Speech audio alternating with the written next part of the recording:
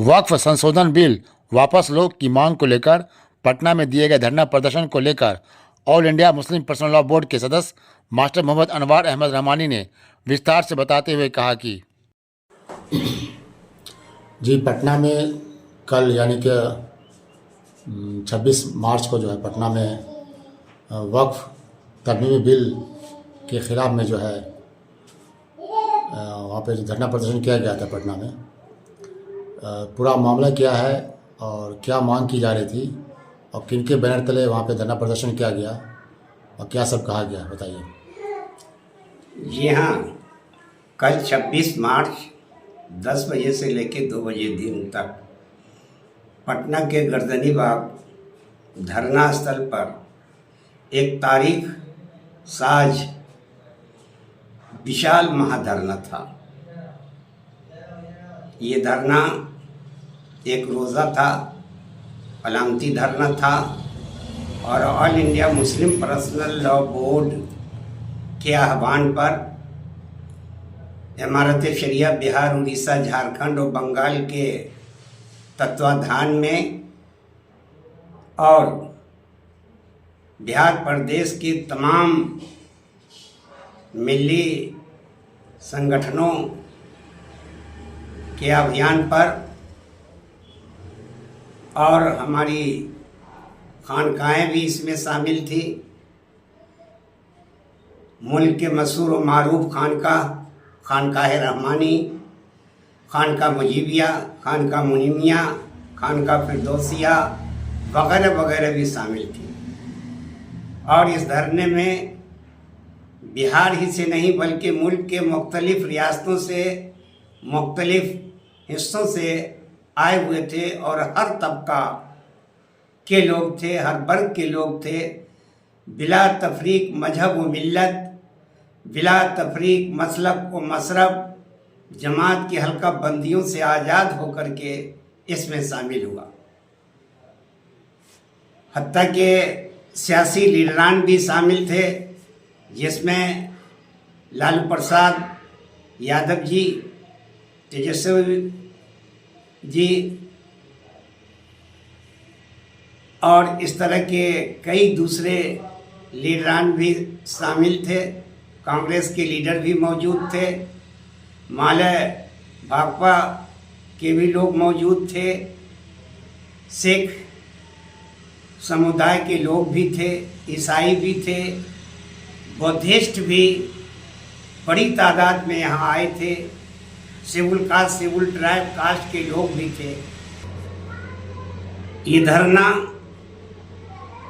इसलिए हुआ कि केंद्र सरकार ने वक्फ संशोधन बिल 2024 8 अगस्त को पार्लियामेंट में पेश किया।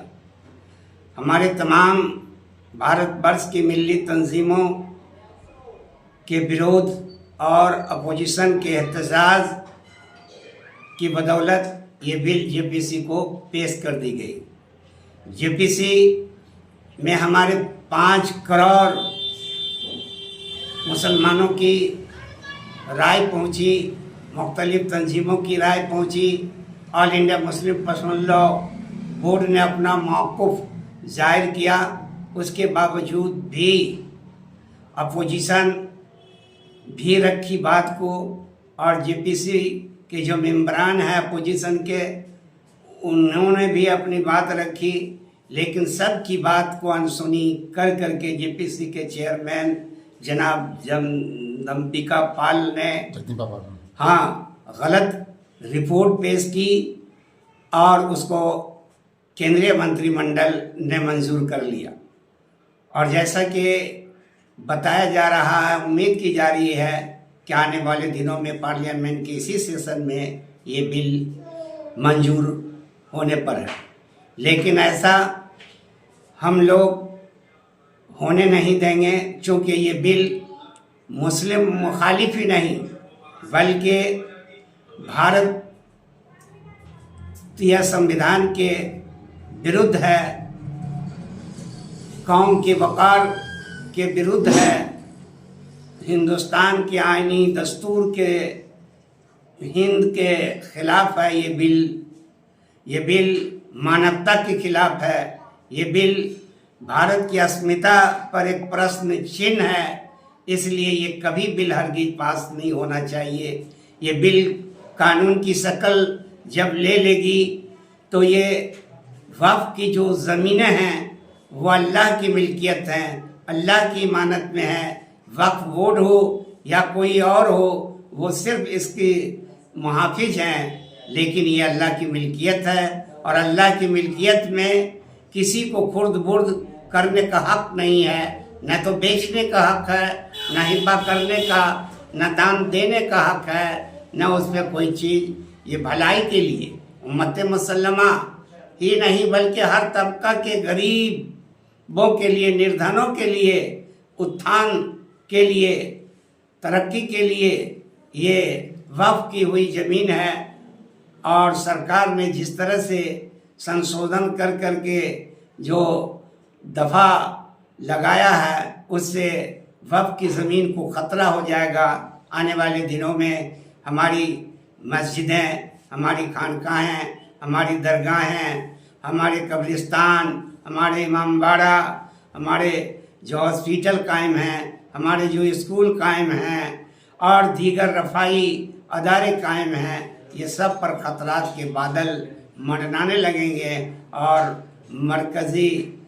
मरकज़ियत ख़त्म हो जाएगी, इज्तिमाइयत ख़त्म हो जाएगी, हुकूमतों का उस पर गाज़बाना कब्ज़ा हो जाएगा और हर एक जद में आ जाएगा। इसलिए इस असंवैधानिक और लोकतांत्रिक बिल के खिलाफ हम सब भारतीय नागरिक मिलजुल करके इस बिल की मुखालफत आखिरी दम तक करते रहेंगे, चाहे जान की बाजी क्यों नहीं लगानी पड़े। इस काला कानून को कभी पास नहीं होना चाहिए। हम रद्द करते हैं और सिर्फ हम ही रद्द नहीं करते हैं बल्कि सारे मानवता के जो दोस्त हैं वो इसे रद्द करते हैं। और जहाँ जहाँ आवाज़ पहुँची है सबने लब्बैक कहा। खास करके मैं इमारत शरिया के अमीर शरीयत हजरत मौलाना अहमद वली फैसल रहमानी को मुबारकबाद देता हूँ कि कल धूप की इतनी शक्ति थी और धूप की शक्ति को झेलते हुए, आफताब की तमाज़त को बर्दाश्त करते हुए उन्होंने भीड़ को कंट्रोल करते देखा गया और उनके चेहरे परेशान थे, लेकिन फिर भी वो डटे रहे और अपनी आवाज़ हुकूमत वक्त को पहुंचाया। ये नीतीश सरकार का हम एहतराम करते हैं, इज़्ज़त माब काबिल कद्र हैं जनाब वज़ीर आला कि वो एक अच्छी सोच के मालिक हैं। क्या मजबूरी आ गई है, वो सेकुलर और इंसान दोस्त हैं, लेकिन वो अब तक बिल की हिमायत में और उनके जो नुमाइंदे हैं पार्लियामेंट में वो बिल की हिमायत में बोल रहे हैं। ऐसा नहीं होना चाहिए। मैं नीतीश साहब से बड़ी दर्दमंदाना अपील करता हूं कि कल आपने धर्म की ललक को देखा होगा तो आप सोचने पे मजबूर होंगे। और सोचिए, आपके इर्द गिर्द जो मुस्लिम लीडरान मौजूद हैं वो आपको गलत मैसेज दे रहे हैं। तो इस तरह से आप सोचिए और तुरंत फैसला लीजिए। आप भले इंसान हैं, अच्छे इंसान हैं और अच्छी सोच रखते हैं। जब से आपकी हुकूमत कायम हुई है बिहार में अमन चैन की बांसुरी बज रही है। ऐसा न हो कि ये बिल आपको ले डूबे, इसलिए आपको फौरी तौर पर सोचना होगा। और मैं मांझी जी को खबरदार करना चाहता हूँ कि मांझी जी ने हमारे धर्म गुरुओं के खिलाफ कठमुल्ला बोला है, उनको होश में आना चाहिए। आप किस तरह से कह दिए हमारे मजहबी लीडर को कि ये कठमुल्ला हैं। खानकाह के सज्जादा नसी भी थे, उसमें बड़े बड़े उलमाए कराम भी मौजूद थे, जहाँ नमस्तक होते थे पंडित जवाहरलाल नेहरू, जिस इमारत सरिया में गांधी जी नमस्तक होते थे, जिस खानकाह में पंडित जवाहरलाल नेहरू आए थे और अपना इंसान दोस्ती का सबूत पेश किए थे।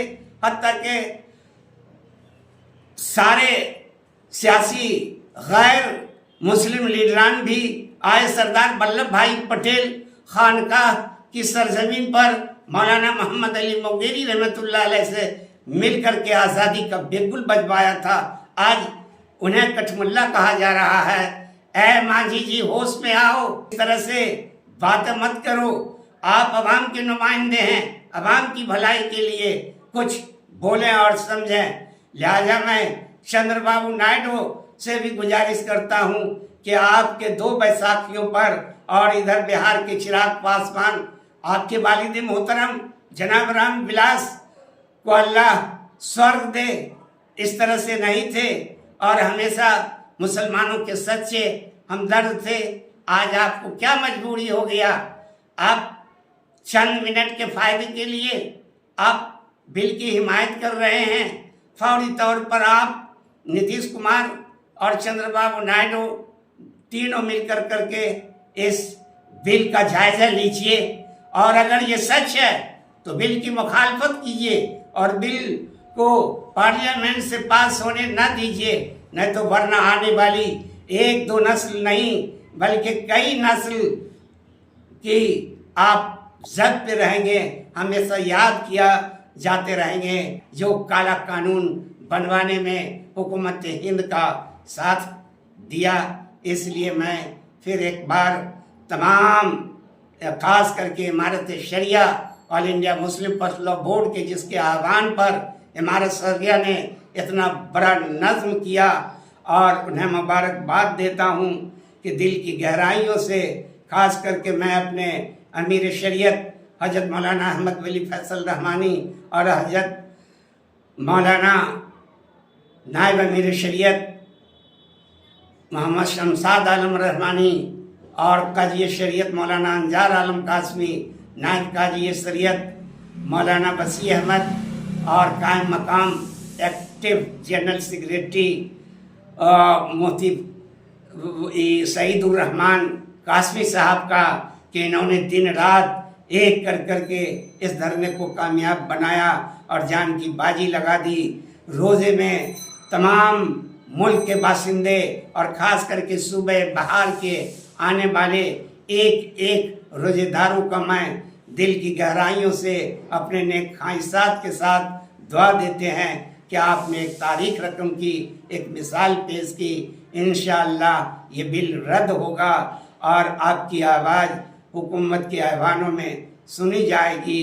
इसलिए मैं फिर एक बार मुंसलिक तमाम लीडरान से गुजारिश करता हूँ कि आप इस पर सोचें और आगे बढ़ें। ये लड़ाई सिर्फ मुसलमानों की नहीं है, ये लड़ाई सिविल कास्ट की, सिविल ट्राइब कास्ट की, ये सिख ईसाई तमाम अक़लियतों की लड़ाई है, ये इंसान दोस्तों की लड़ाई है, ये इंसाफ पसंदों की लड़ाई है। ये लड़ाई अगर है तो तमाम तबक़ात की लड़ाई है कि हमारा हिंदुस्तान, अजीम हिंदुस्तान जो पूरे बैनुल अक़वामी सतह पर इसकी एक शनाख्त है, एक पहचान है, वो पहचान खोने ना पाए। इसीलिए इस बिल को हम सब रद्द करते हैं और सब आगे आएँ और सब आगे बढ़ें और बिल को कानून बनने से रोक दें। इसी में हमारी और आपकी भलाई है। मैं मास्टर अनवार अहमद रहमानी, रुकन all India Muslim personal law board और रुकन इमारत शरिया बिहार उड़ीसा झारखंड बंगाल।